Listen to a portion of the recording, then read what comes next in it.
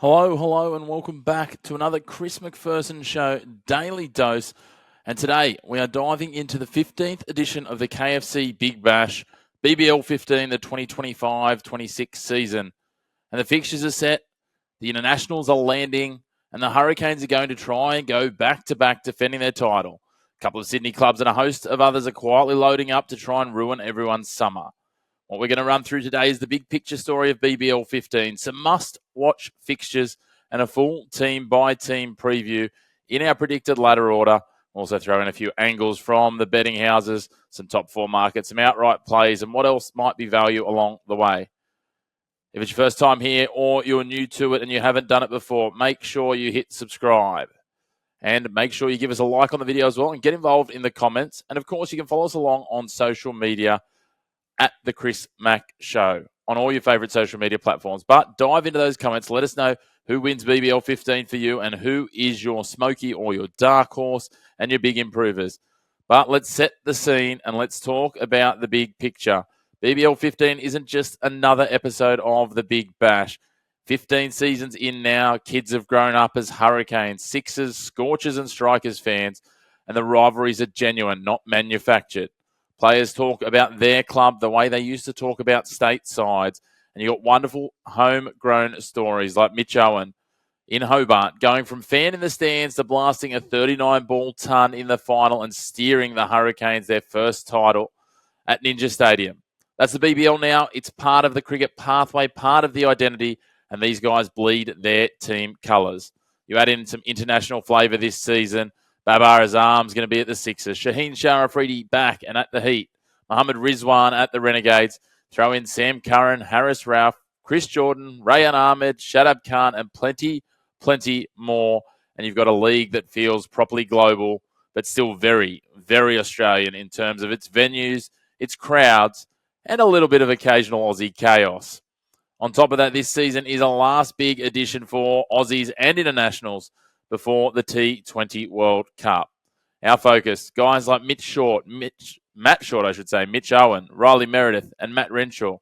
Every innings, every spell, every clutch moment is a chance to put their name in lights and give the selectors a little nudge of the spectacular they could deliver at the World Cup. And that's the backdrop. So now let's talk about the schedule, and then we'll break it down team by team. Some of the dates to lock into your diary. The season opener, Sunday, December 14.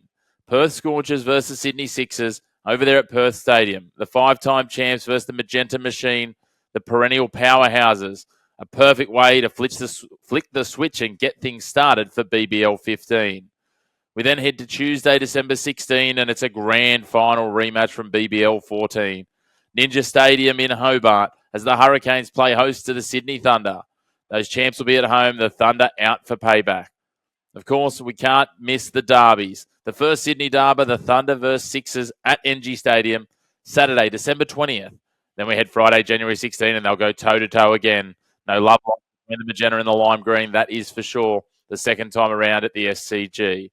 On Boxing Day, we've got a doubleheader. We've got the Sixers and the Stars at the SCG and the Scorchers and the Hurricanes at Perth Stadium back-to-back off the back of a Boxing Day of Test cricket.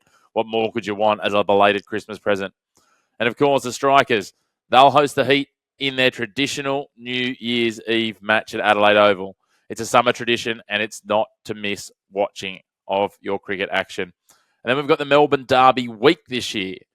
Sunday, January 4th, the Stars v Renegades at the MCG. They turn around again on Saturday, the 10th of Jan, the Renegades and the Stars at Marvel. Then we head into the finals, starting on the 20th of January with a qualifier, the knockout on the 21st, the challenger the 23rd, and then in the middle of that peak of the Australia Day long weekend on Sunday, January 25th, the title will be decided. The great news, every ball is live on Fox Cricket and streaming on KO, so you can catch the action there. Most of the games on 7 as well. If you like your December and January evenings full of coloured kits and questionable crowd costumes, you are absolutely set. But now we move to the fun bit. Team by team, counting down from 8 to 1 with some thoughts sprinkled in around what might happen and where there might be some value. I'm sure you'll think that we've got some of them wrong. Let us know in the comments what your predictions are. Who did we miss the mark with and who have we absolutely got spot on, if any? But starting in 8th, the Brisbane Heat. And we're going to talk positives for all of these teams, despite the fact that we're predicting the Heat to finish 8th. They've got pace, and more pace. They've got Shaheen Shah Afridi, Xavier Bartlett, Michael Nisa, and Spencer Johnson, who we know is injured. Throw in some batting with Callum Vidler, Max Bryant, Matthew Renshaw, Colin Munro, Usman Khawaja, Marnus Labuschagne. And then you've got Tom Alsop, Nathan McSweeney, Jimmy Pearson, Lachlan Hurd, Hugh Wiebgen, and Jack Wildermuth. The big ins for them, Lachlan Hearn, Wiebgen, and Ollie Patterson. The outs, Mitch Swepson, the biggest talking point. They took pick 1 in the draft and they grabbed Shaheen Shah Afridi. And it tells you exactly what the Heat are about on a spicy Gabba pitch. Afridi will headline that pace unit with Bartlett, Nisa, and Johnson once he's healthy. With Munro and Alsop coming in, Matt Renshaw re-signing on a 3-year deal after topping their run charts. They've also locked in some of those next-gen guns. Bryant, Bartlett, Vidler, McSweeney on long-term deals. And Marnus is back for a 10th season as the marquee name. That big loss is Mitch Swepson heading to the Stars, which does leave a hole in the spin department. Look, to be fair, this is a very Brisbane Heat list. Plenty of talent, huge upside, and a little bit of volatility. If they can find a reliable batting structure, and Shaheen enjoys the Aussie decks, most notably a home deck of the Gabba, they are capable of making a run. If not, they're the team you don't want to play in January when your season's on the line and they're out of sight, because they can blow you away in a night and be a real upset. The Melbourne Stars, does the hoodoo continue or is it over? You look at their squad, Maxwell, Stoinis, Joe Clark, Sam Harper, Hilton Cartwright, Tom Curran, Harris Ralph, Scotty Boland, Liam Hatcher, Mitch Swepson, the Grey Fox in Peter Siddle, Mark Steckety, Tom Whitney, Campbell Kellaway, and John Merlot. Plenty of ins, Liam Hatcher, the pace bowler, Swepson, the spinner. Outs, though, Bo Webster, Ben Duckett, Adam Milne, Joel Paris to headline them. And look, the Stars, to be fair, they started the off-season with the most holes to plug, and they have come out with a deeper and more experienced group. They've brought Liam Hatcher back to bolster the quicks. They've added Mitch Swepson as their frontline leggy and kept that core of Stoinis, Maxwell, Boland, Cartwright, and Tom Curran. Retaining veterans in Siddle and Steckety, plus some of the kids, Harper and Kellaway. And then they've brought in John Merlot and Tom Whitney. And at the draft went back to the familiar in Joe Clark and Harris Ralph. That big loss, though, Australian Test Squad member Bo Webster, Joel Paris is a big out too. The list on paper looks like it's more finals ready than last year, but can they take that leap? The same questions as always, can the Stars finally put it together from December all the way through to the end of January? If Maxwell stays fit and Stoinis has a clean run and reaches his ceiling, they've got the experience and the firepower to give it a shake. But they're, as always, in prove-it mode now. Nobody's giving them a free run to the premiership in terms of tips anymore. In 6th, we head across town to the Melbourne Renegades. Chaos with a plan. Some of these names have absolutely the highest ceilings in the league, but can they deliver? Mohammed Rizwan, Jake Fraser-McGurk, Caleb Jewell, Josh Brown, Will Sutherland, Jason Berendorf, Brendan Doggett, Tom Rogers, AJ Tye, the Spin Twins, Nathan Lyon and Adam Zampa, Hassan Khan, Tim Seifert and Ollie Peake. They've welcomed in Jason Berendorf, Brendan Doggett, Caleb Jewell, Will Salzman, Andrew Tye, and of course, Pakistan superstar Mohammed Rizwan. The outs, though, Mackenzie Carvey, Kane Richardson, 2 big names. But the Gades have very clearly stated, we're going to try and win with pace and a solidified top order.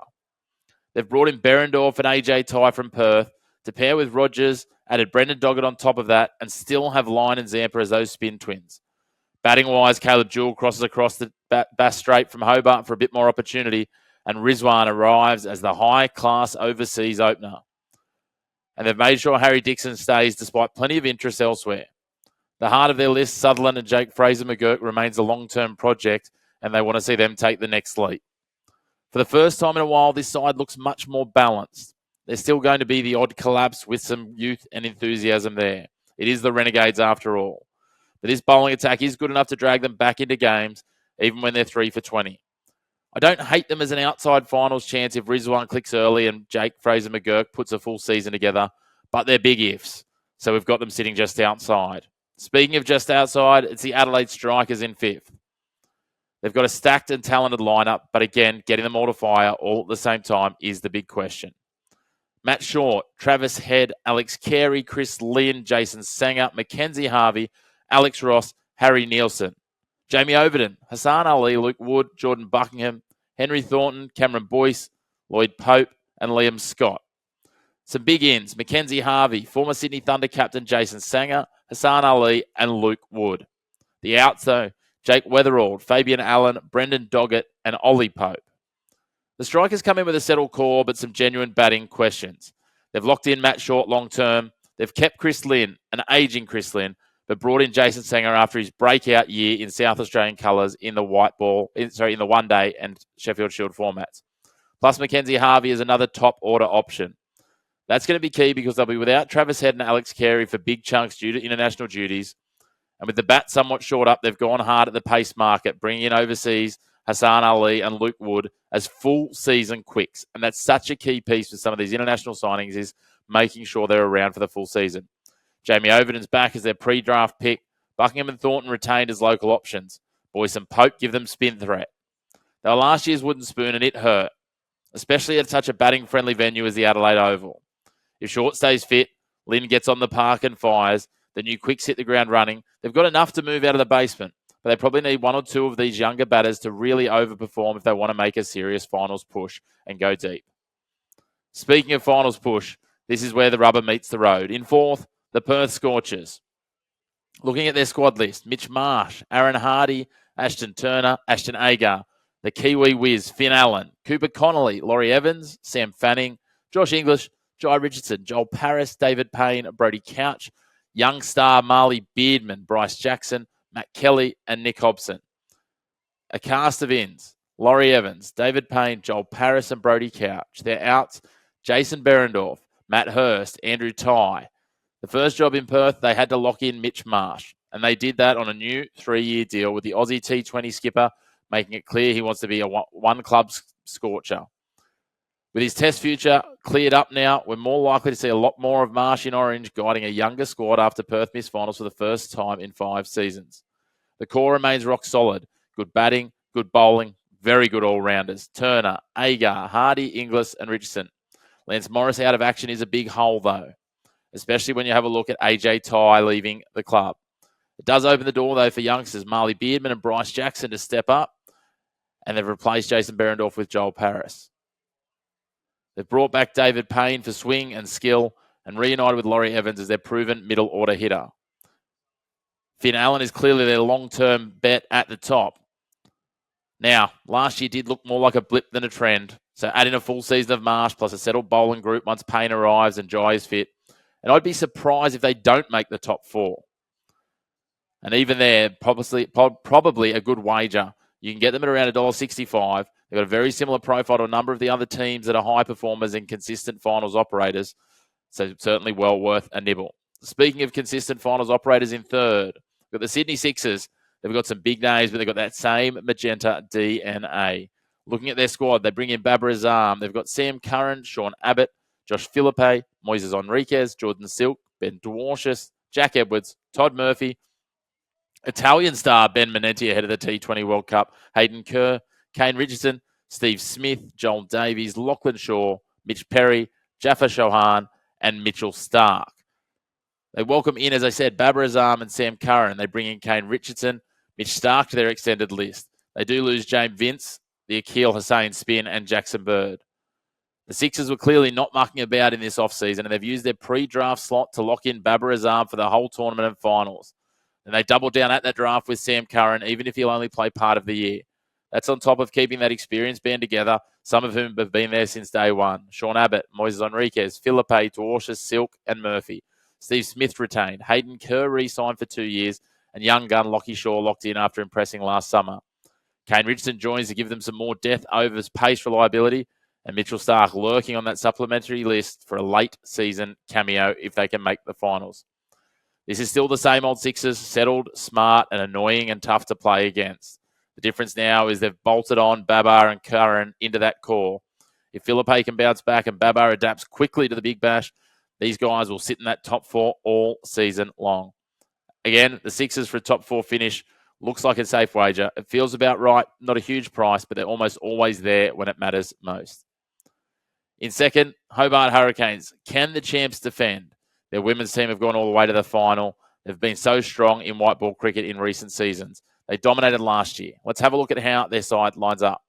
Tim David, Nathan Ellis, Riley Meredith, the super slogger Mitch Owen, Ben McDermott, Matt Wade, Nikhil Chowdhury, Bo Webster, Jake Weatherald, Rayan Ahmed, Rishad Hussain, Chris Jordan, Billy Stanlake, Ian Carlisle, Mac Wright. They've welcomed in Rayan Ahmed, Jake Weatherald and Bo Webster. Their outs were Salamichael, Shai Hope, Caleb Jewell. Certainly some test names coming in, which certainly will not harm their chances. Tim David was the headline bit of business. He knocked back big offers, though, and signed a fresh 2-year deal to stay in that purple. He keeps the title-winning core intact of Ellis, Meredith, Owen, McDermott, Wade, all still there alongside David. Then, as I said, they've added Bo Webster back into the fold as a genuine all-rounder, and Jake Weatherald off the back of a huge Shield season. They've refreshed the spin stocks with Rishad Hussain and Rayhan Ahmed, both of whom can also whack it down the order. Caleb Jewell is a departure to the Renegades, but that move helped open up some cap and build out a deeper list. This is a proper squad to defend your title. The same backbone, more depth, and potentially more upside. Pace at both ends, power scattered through the order, 2 aggressive leggies, and there's no reason they should drop off a cliff. Again, the Hurricanes look a safe bet to throw into your top 4 multi. They're short, but they deserve to be. If you're building those multis and season-long parlays, Hobart top 4 looks like one of the safest legs. And of course, in number 1, it might be a little bit biased, but the Sydney Thunder, they're my premiership smoky after falling 1 short last year. A squad that is headlined by David Warner as captain, Sam Consis, Cam Bancroft, Ollie Davies, Sam Billings, Dan Sams, Chris Green, Shadab Khan, Tanvir Sanger, Reece Topley, Lockie Ferguson in the back half of the season, Tom Andrews, Wes Agar, Matt Gilks, Ryan Hadley, Blake Nikitaris, and Nathan McAndrew. Aidan O'Connor comes in, Liam Hatcher and Jason Sanger go out. The Thunder have basically locked in their spine for the next few years. Long-term deals for Sanger, Tanvir, that is, Daniel Sams, and Cameron Bancroft. A 4-year extension for Sam Consis, and David Warner in for a full campaign. You add in Sam Billings and Chris Green as senior, settled T20 heads. Then layer in some Shadab Khan and Lockie Ferguson joining after Reece Topley covers the early games. There's some serious T20 pedigree. Jason Sanger could be a big hole for them in the middle order, but we're backing them to fill that gap. They also lose Liam Archer, and the headline Ashwin experiment has been cruelled by a knee injury. But even if Ravi Ashwin only ends up mentoring from the sidelines, the squad itself is stronger than last season. And imagine Tanvir Sanger with Ravi Ashwin in his ear. They finished 3rd on the regular season last year and made it through to the final. With a settled core, elite overseas talent, that nasty spin trio now of Shadab, Tanvir Sanger, and Chris Green, I think they're in a prime position to improve on that. David Warner peeled off 405 runs at 45 last season with bugger all prep. Give him a proper run-up, add a full season of Consis at the top, and a bit more experience for that young gun. Sams, Green, Billings in the engine room. This group has a title in them. Back the Thunder as BBL champions at $7. A bit of a premiership play with some meat on the bone. The Thunder at 7s is very live. So that's your BBL 15 season preview and look ahead. The Thunder is a genuine value pick to go one better from last year. The Hurricanes, Sixers and Scorchers are looking like strong top 4 plays. The Renegade, Heat, Stars and Strikers will try and crash the party and have certainly got their own case to base. They've got their own little quirks, but some question marks as well. First ball Sunday night, December 14, the Perth Scorchers versus Sydney Sixers, all there from Perth Stadium. And from there, it's basically wall-to-wall coloured kit mayhem until the final on January 25. So let us know in the comments your top 4 prediction, your premiership tip, and your favourite value bets heading into the season. If you enjoyed this one, hit like. Don't forget to subscribe to the Chris McPherson Show and share it with your Big Bash tragic mates as well, so they've got their prep done before round 1 gets underway. Big thanks for tuning in. Make sure to follow us along on social media at The Chris Mac Show. This has been your BBL 15 Daily Dose, and as always, that's your black and white of sport. No grey opinions here.